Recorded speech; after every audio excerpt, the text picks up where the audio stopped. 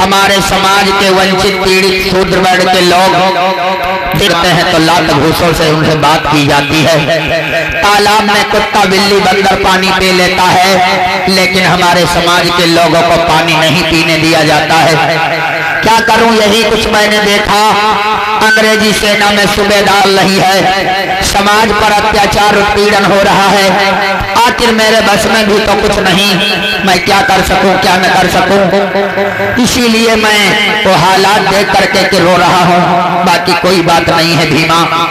इतना कहकर मेरे लोगों, शाम का वक्त था, सारी रात फिर बीत गई। सुबह भो जब आई, समय ड्यूटी का हो गया।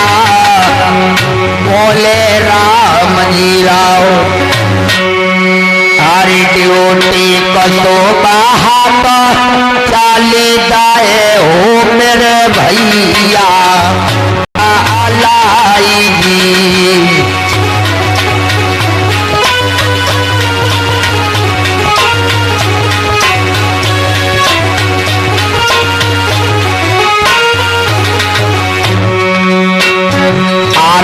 भीमा तो बैठी अपने आंगन में प्यारे, कोई दिल में तो है ये उदास जी।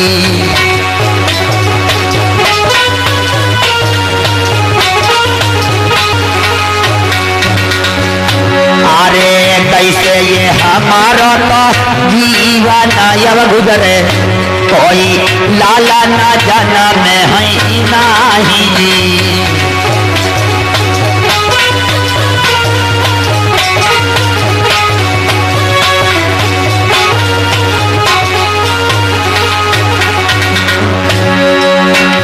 अरे राम जी रावण ड्यूटी तो चले गए, पीरा न सुन ले बात हमारी।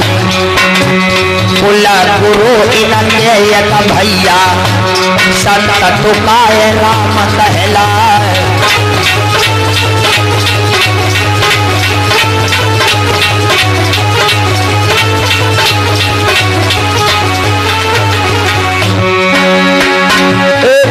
राम संत जी आए,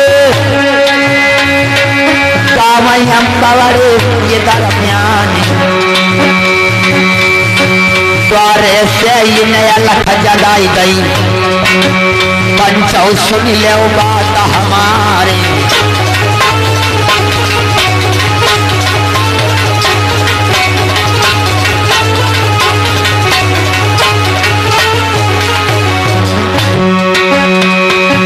भैया संत का ये रामैया ज दरवाजे पे आए।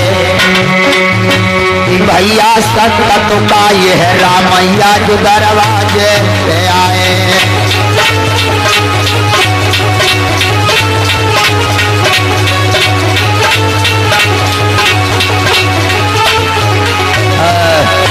उधर राम जी राव ड्यूटी के लिए गए, इधर इनके कुलगुरु संत तुकाराम जी जो थे दरवाजे पर आए।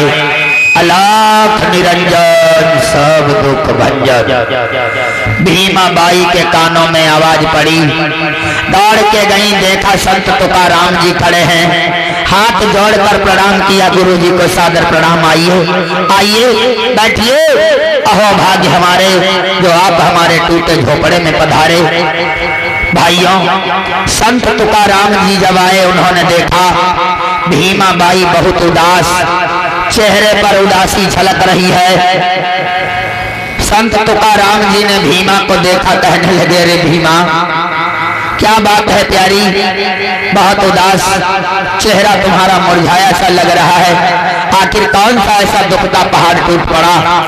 भीमा बाई कहने लगी, गुरुजी आपको तो खूब मालूम है कि हमारे समाज पर जो उत्पीड़न हो रहा है, समाज के लोगों पर अत्याचार हो रहा है, दुराचार हो रहा है, भ्रष्टाचार हो रहा है, इसके बारे में जरा भी कोई रोकथाम नहीं हो रही। सबसे बड़ा तो एक दुख ये है कि आज हमारी शादी की कम से कम 25 वर्षें हो रही हैं, मेरे गर्भ से कोई संतान पैदा न हुई। सबसे भारी दुख तो हमको ये है हालातों को सुन करके संत तुकाराम जी कहने लगे भीमा देखिए ये समय की गति है, समय को कोई नहीं रोक सकता है। कहा जाता है दुनिया में सबसे बड़ा भगवान होता है, लेकिन मैं कहता हूँ समय सबसे बड़ा बलवान होता है। समय से पहले कुछ नहीं हो सकता। तुम्हें ये मालूम होना चाहिए समाज पर जो उत्पीड़न हो रहा है, समय आने पर वो भी नष्ट हो जाएगा और तुम्हारे गर्भ से कोई संतान भी पैदा होगी। जैसा कि मैं मनोविज्ञान पढ़ा हूँ, मनोविज्ञान एक ऐसी चीज होती है जिससे कभी कभी कोई व्यक्ति बात बोल देता है तो उसकी बात सत्य निकल जाती है। इसमें कोई शक्ति और कोई ये मत समझना कि शक्तिमान लोग ही आगे का भविष्य बता सकते हैं। कभी कभी एक आम आदमी बात बोल देता है, वो बात भी सत्य हो जाती है। फिर ज्ञानी व्यक्ति जो होता है, ज्ञानी वह समय को परख लेता है कि समय क्या होने वाला है। कभी कभी ऐसा होता है कि मानव का अनुमान जो होता है बहुत आगे होता है। जहां ना पहुंचे रवि वहां पहुंचता है कवि। भाइयों, जहां पर हमारा तुम्हारा अंत होता है वहां पर कवि का उदय होता है। याद रखना, संत तुकाराम जी जब आए, मस्तक को देखा, मस्तक में लोगों चमचमाहट लग रही है। संत तुकाराम जी ने अपने हिसाब से बोला, कहने लगे भीमा तुम चिंता कर रही कहती हो कोई संतान पैदा न हुई, समाज पर पीड़न हो रहा। मेरा दिल ये गवाही दे रहा है तुम्हारे एक नहीं छोड़कर कई कई संतानें पैदा होंगी। दुख की बात एक ये है, कुछ संतानें तुम्हारी काल के गाल चली जाएंगी, कुछ संतानें ही तुम्हारी जिंदा रहेंगी। और ये हकीकत होता है, जिसके ज्यादा संतानें होती एक दो काल के गाल अवश्य जाती हैं। ये बात मैंने प्रमाण ली है, अनुभव किया इस बात का मैंने। संत तुकाराम बोले हैं प्यारी भीमा, तेरे कई होई संतान रे का गर्भ से बलधारी।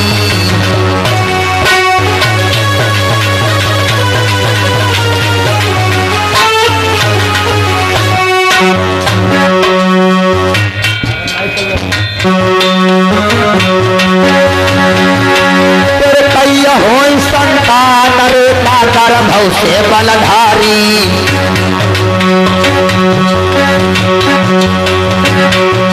एक लाला ऐसा पैदा होवे, एक बेटा ऐसा पैदा होवे, होई चमत्कारी।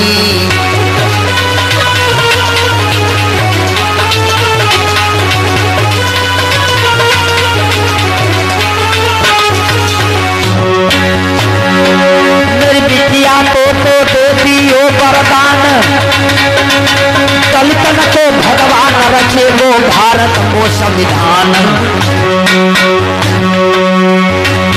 भारत रत्न होई जो पैदा घर घर पूजो जावे, भारत रत्न होई जो पैदा घर घर पूजो जावेगो।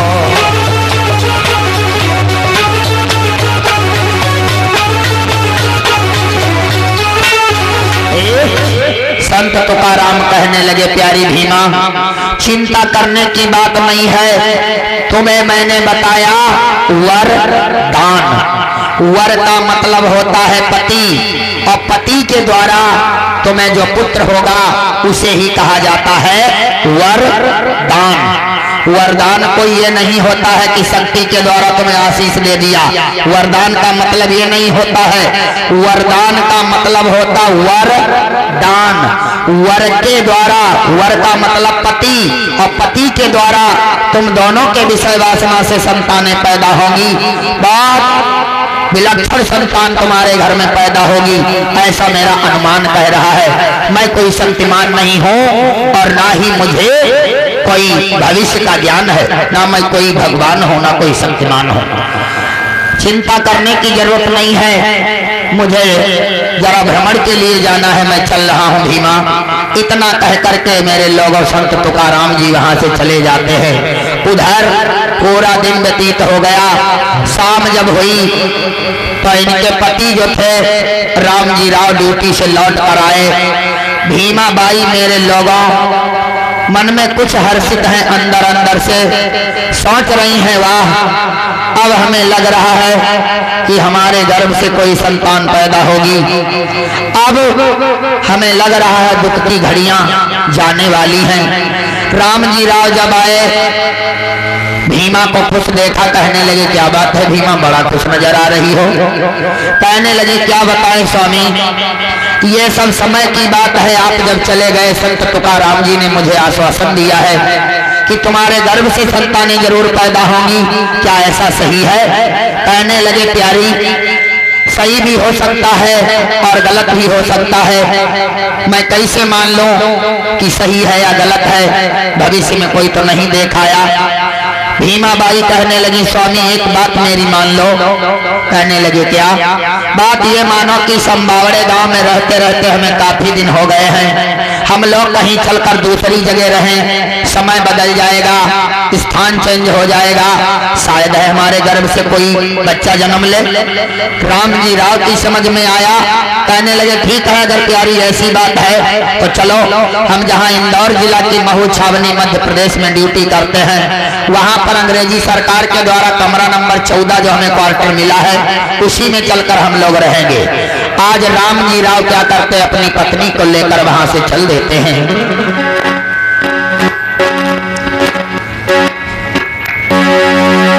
पत्नी को लेकर राम जी राव पर वीरन जब आए, इंदौर जिला की महू छावनी मध्य प्रदेश में जब आए,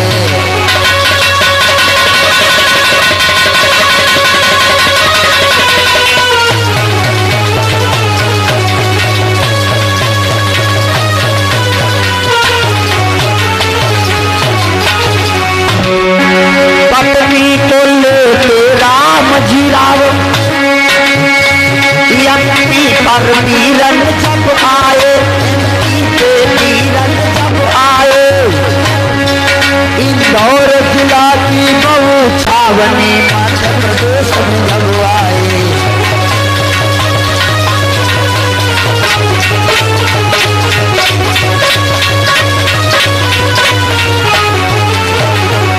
लोगों, आज इंदौर जिला की महू छावनी मध्य प्रदेश में आकर जब रहने लगे, धीरे धीरे समय व्यतीत हुआ। पति और पत्नी में 1 साल व्यतीत हुआ, दोनों में प्रेम बढ़ा। समय की गति को देखिए लोगों, और दिन दिन बाढ़ी प्रीति करी है रीति पति सब भारी, तेरे गर्भ धारण की नो है भीमा बाई महतारी।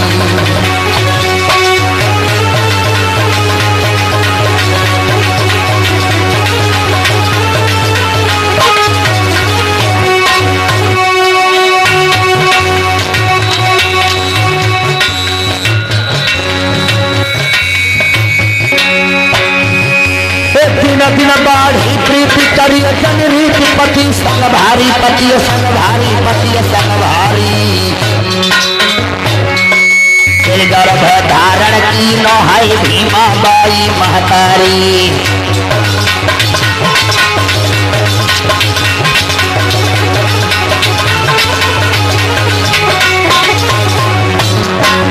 सब समय दो आई सुनो कर छल सबा के भाई, सबा के भाई, सबा के भाई। सुंदर बेटा आंगन में के जन्म है जब आई, सुंदर बेटा आंगन में का जन्म है जब आई।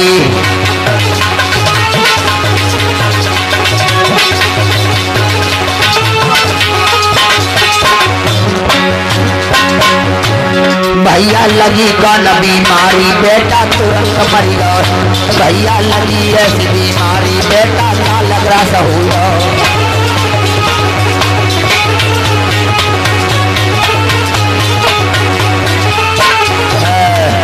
लोगों, आज क्या हुआ, धीरे धीरे जब समय व्यतीत हुआ, एक बच्चा मेरे लोगों पैदा हुआ।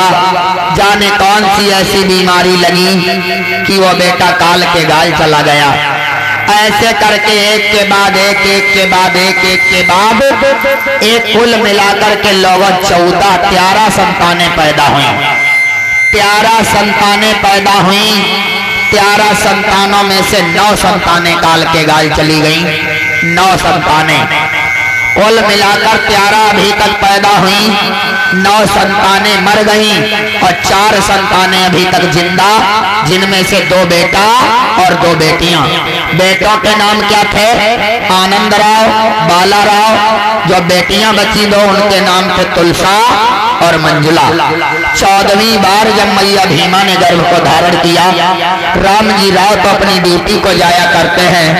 इधर भीमा बाई जो थी, धीरे धीरे गर्भ का समय जब बढ़ा, पति राम जी राव ड्यूटी चले जाते हैं और भीमा बाई मेरे लोगों आंगन में रहती हैं। धीरे धीरे हुआ क्या, एक दिन की बात, गर्भ का समय नजदीक था। विचार करना होता क्या है।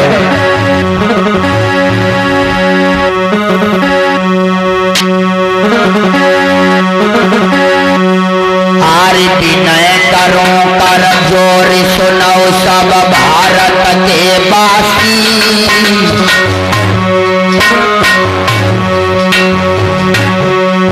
तुम सुनाओ भीम की कथा तर जयत नई बारह मासी। अरे भीमा मई ज्ञान बतावेगी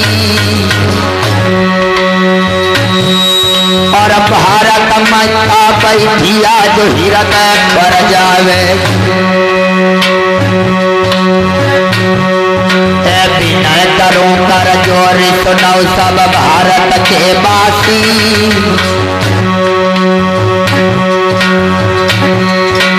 सुनो भीम की कथा कर जयत कई बारह मासी।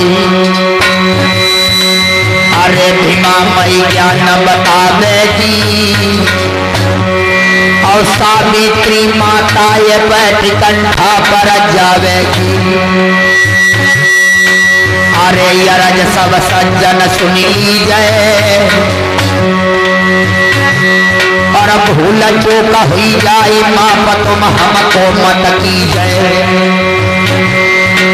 अरे जीव की कट जावई फांसी। तुम सुनो भीम की कथा कर जयत कई बारह मासी। भैया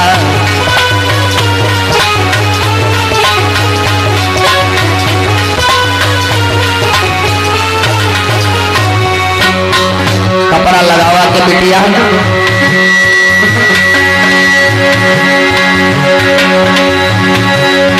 पिता राम जी राव की माता भीमा बाई है और बाल राव आनंद राव जो भीम के भाई है। अरे और 2 बहने बतलाई, तुलसा मंजुला नाम दनिका तुम सुन लेना भाई। अरे हाल सब लगे जिगर दासी। अरे हाल सब लगे जिगर दासी। तुम सुनो भीम की कथा कर गई कई बार मासी। भैया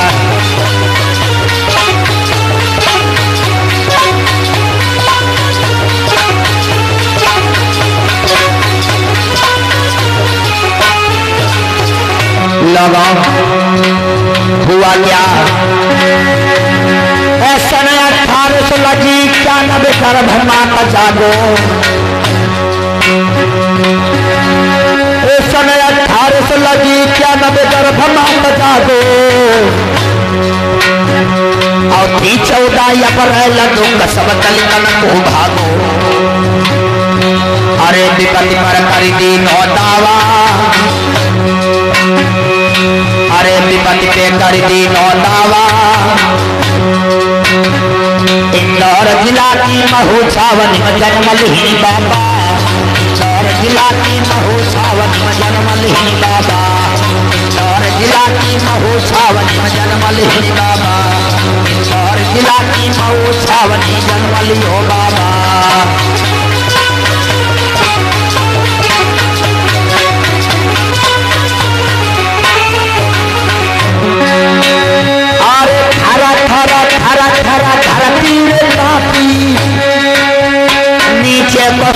सदा तो दहलाए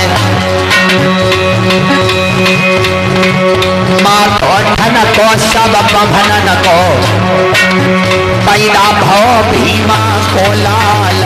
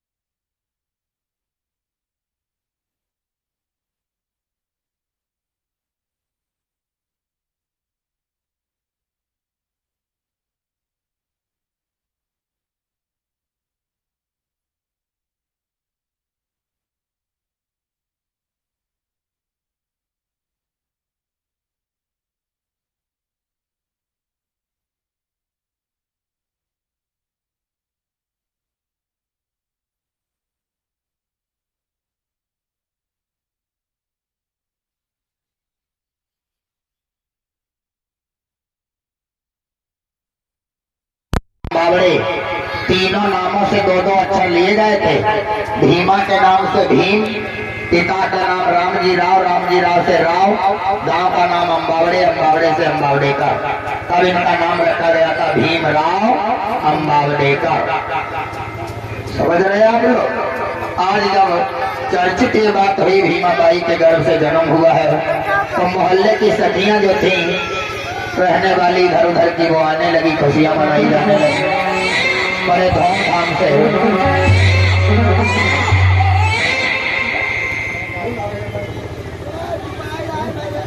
विचार करना, ध्यान देना।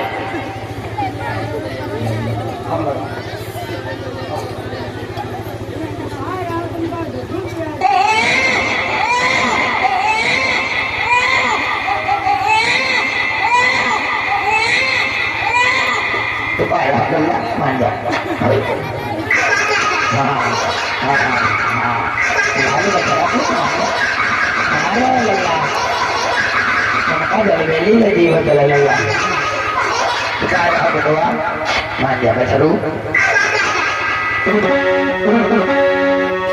कि भीमा मैया ने जन्माया लनवा